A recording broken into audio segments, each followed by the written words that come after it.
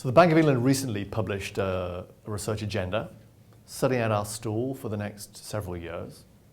There were all sorts of features of that. We were trying to open out the set of questions we want addressed. We're trying to open out the sets of data that could be used to address those questions. And an important third dimension was opening out the set of disciplines on which we can draw in helping answer those questions.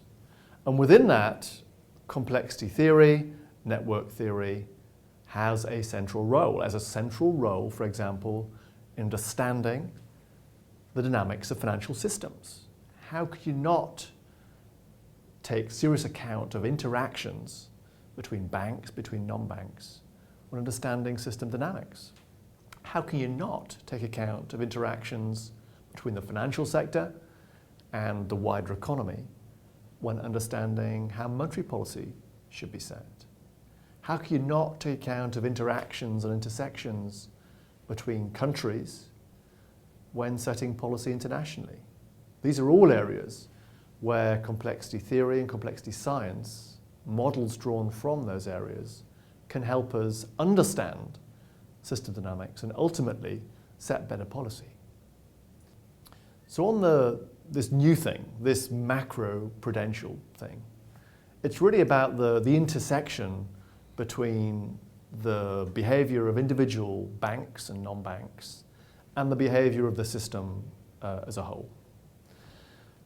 So we need to have models that can embody both the micro and the macro and can understand and model the behaviors between them. And this is really where complexity theory can come into its own. We can use those models to help understand macro phenomenon using micro behaviors, indeed set policy such as to shape those macro behaviors. So I gave a presentation today, the title was on microscopes and telescopes, and let me explain what that really meant.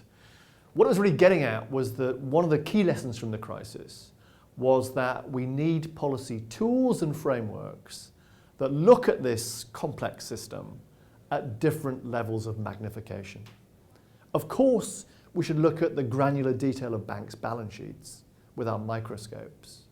But equally importantly, we need to look at the system as a whole with our telescope if we are to fully take account of risks both at the individual firm level and at the systemic level. So a big crisis lesson is that our policy frameworks need both microscopes and telescopes if we are to avoid the crisis we're still living through.